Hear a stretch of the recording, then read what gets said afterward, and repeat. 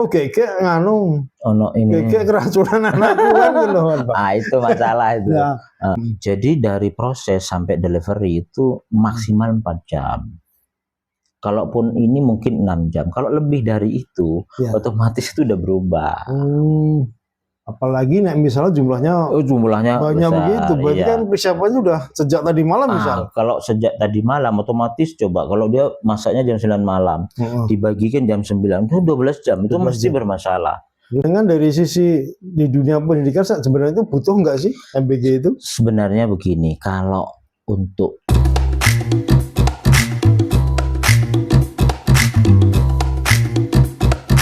daerah-daerah yang dalam tanda petik miskin, MBG itu penting menurut saya. Bismillahirrahmanirrahim. Assalamualaikum warahmatullahi wabarakatuh.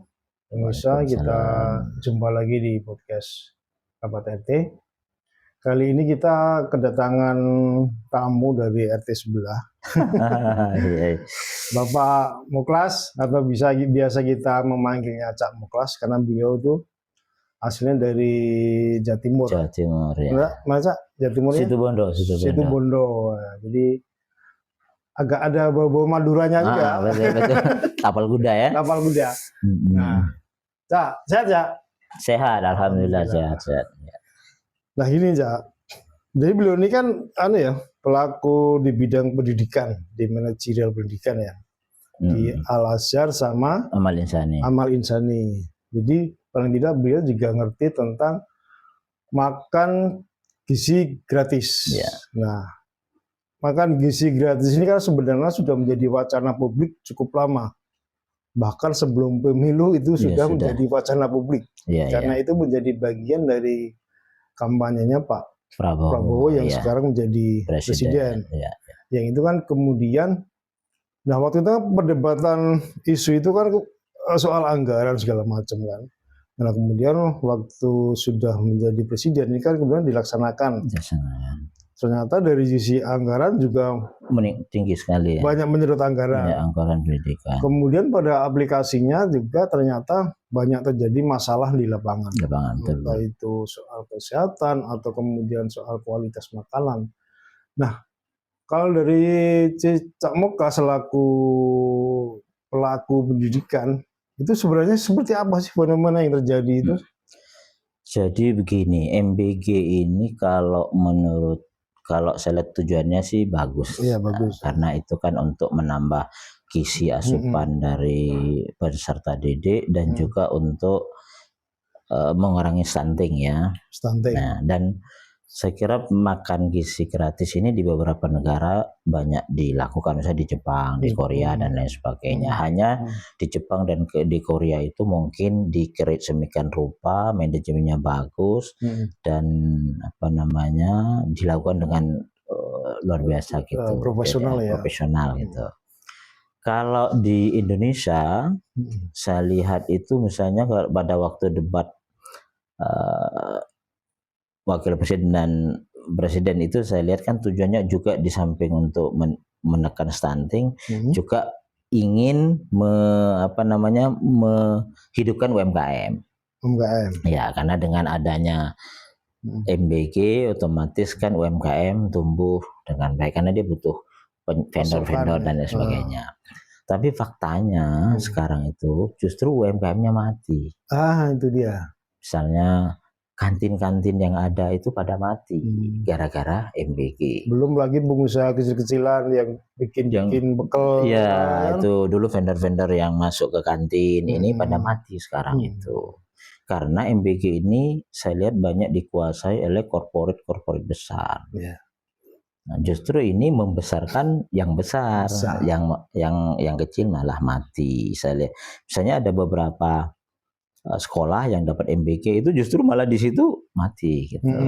Dan kalau lihat menunya itu kan banyak menu-menu perusahaan itu, perusahaan besar itu. Saya malah ada burger, ada susu, kaleng macam-macam. Ya. Pertama soal ini ya, matinya banyak UMKM kecil yang juga di bidang menyuplai terhadap itu ternyata mati. Saya ada teman juga Bang, jadi teman itu kan biasanya dia membuat pesanan itu bekal sekolah bekal sekolah itu. Harga 13.000, 13.000. 15.000. Nah sekarang setelah adanya MBG itu ya dia nggak bisa lagi berproduksi ya karena sudah tersuplai dari MBG. Yang mana notabene MBG itu kan ya akhirnya pengusaha besar. Ya mana mungkin pengusaha kecil, orang modalnya miliaran. Betul. Ya kan Bang? Nggak mungkin itu pengusaha kecil karena saya lihat begini, buat dapurnya aja udah berapa. Lalu apalagi tahulah pemerintah mesti bayarnya nggak cash, dia harus nomboi dulu tempo. Itu kalau masyarakat kecil nggak mungkin juga. Nah jadi memang ya ini kan masalahnya sudah semakin banyak. Kemudian kemarin di DPR pusat juga sudah ada diskusi soal itu kayaknya. Nah menurut jenengan dari sisi di dunia pendidikan sebenarnya itu butuh nggak sih MBG itu? Sebenarnya begini, kalau untuk daerah-daerah yang dalam tanda petik miskin, MBG itu penting menurut saya. Karena kalau di daerah-daerah terluar itu ya, mereka kan masih banyak yang tidak sarapan. MBG menjadi penting. Tidak sarapan itu karena kebiasaan atau memang nggak ada Bang? Saya nggak tahu, tapi rata-rata kan karena bisa juga kebiasaan atau memang tidak ada uangnya. Tapi paling tidak kalau siang kan kalau ada MBG masih ini. Hanya problemnya menurut saya adanya MBG harusnya itu melibatkan stakeholder yang ada, kantin dilibatkan dan sebagainya. Ini alhamdulillah saya lihat ini Pak Menteri Pak Abdul Mukti ini sudah ngobrol, saya lihat beritanya dengan Menteri Keuangan itu untuk melibatkan kantin. Jadi jangan sampai dengan adanya MBG justru kantinnya mati. Harapannya dengan adanya MBG kantin malah hidup, masyarakat malah hidup. Kalau untuk di daerah-daerah atau sekolah-sekolah yang sudah elit, saya kira MBG sudah nggak perlu karena asupannya udah. Iya, apalagi ya kayak kita ya. Kita di kota Jogja ini ya kota ya, kita tahu sendiri kan kayak tingkat ekonomi kita kan kalau dibandingkan dibandingkan dengan masyarakat yang di pinggir itu. Jangan sebuah tadi harus sarapan susah itu misalnya. Nah, itu menjadi penting. Anak saya kan di SD ini ya Bang. Oh iya. Nah, Mocil ya? Mocil nggak dapat kayak yang SD. Ya Muhammadiyah itu namanya Karangkajen. Itu tak lihat orang tuanya mampu. Ya maksudnya bukan menargetkan saya mampu kayak gitu ya.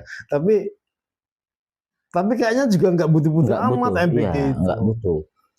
Karena begini saya lihat problem juga saya lihat baik teknis maupun operasional di lapangan itu banyak masalah.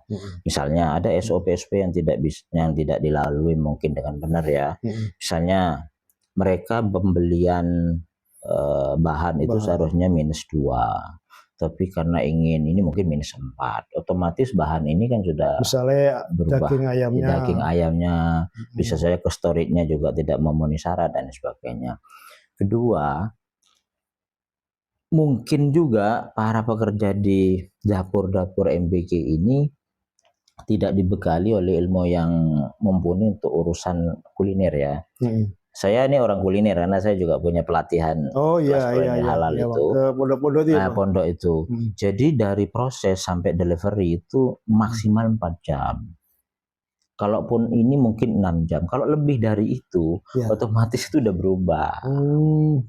Apalagi misalnya jumlahnya banyak besar, begitu, berarti kan persiapannya udah sejak tadi malam misal. Kalau sejak tadi malam otomatis coba kalau dia masaknya jam 9 malam, dibagikan jam 9 itu 12 jam itu mesti bermasalah. Rusak bisa rusak, jamur, nah itu yang bikin mungkin jadi racun kan. Itu yang kemudian ada yang keracunan di kasus di mana itu? Di Jawa Barat ya? Jawa Barat itu bisa juga seperti itu. Misalnya masak sayur, mungkin masak sayur kalau 2-3 porsi seperti itu, tapi kalau di atas 1000 porsi itu sudah perlakuannya beda, bisa pahit tuh sayur. Kalau memang chefnya tidak mumpuni untuk masak-masak yang porsi banyak.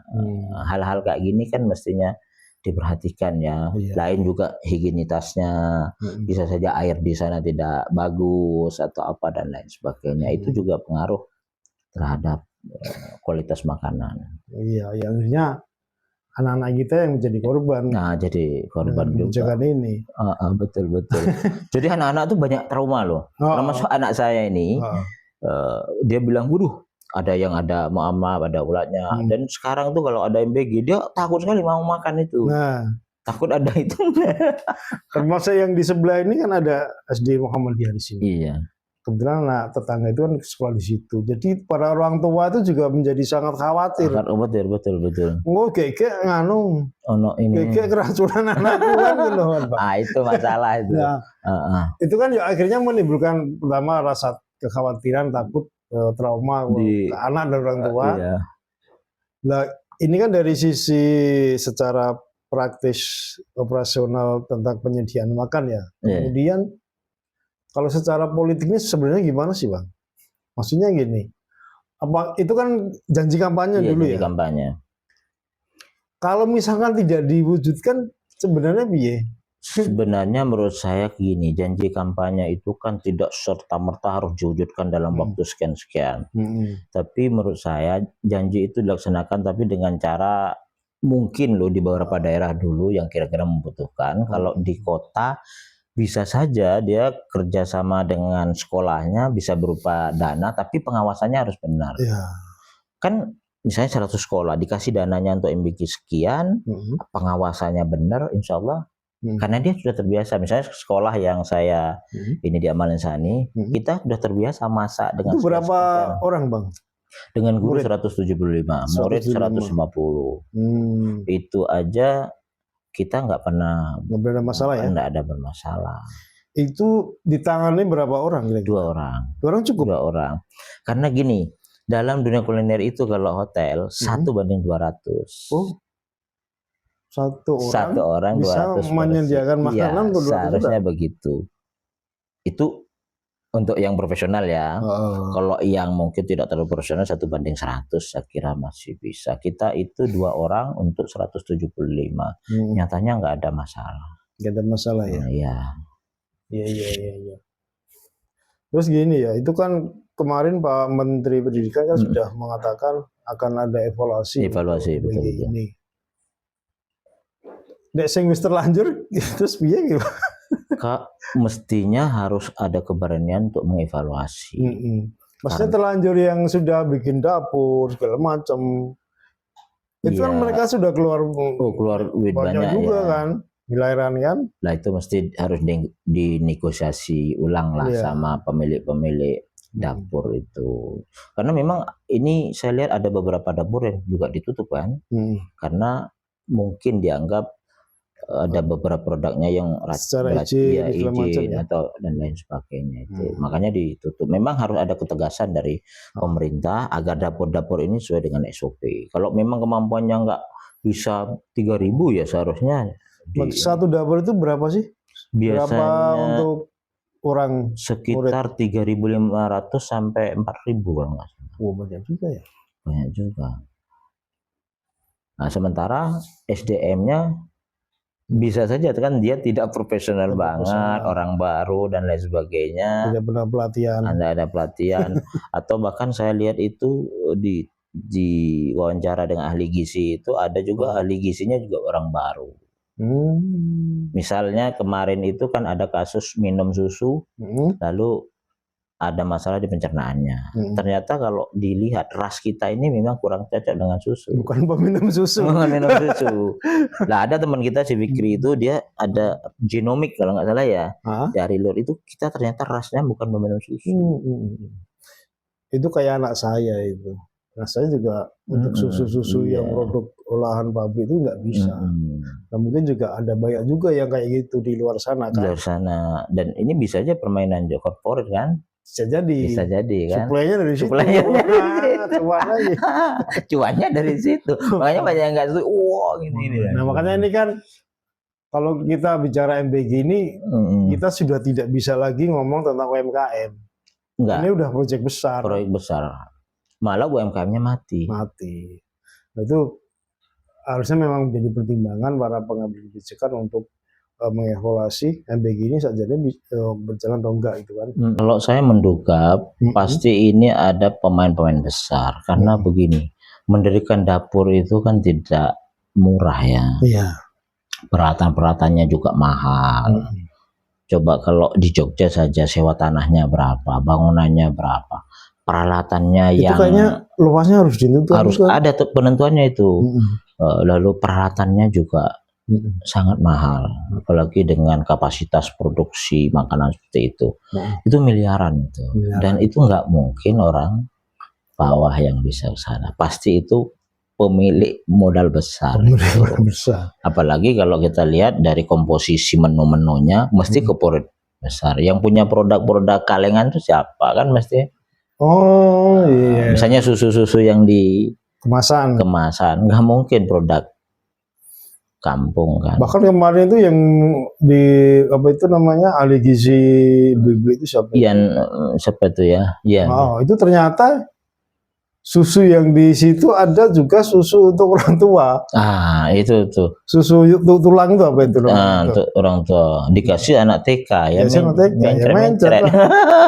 Lalu tiba-tiba ada pejabat yang ngomong belum cocok. Kan ini kan ngawur sekali. Nggak cocok. Itu artinya mekanisme kontrolnya juga mungkin belum ini. Yang parah menurut saya apalagi ini pemerintah biasa mekanisme kan serapan, yang penting dana keserap dengan baik.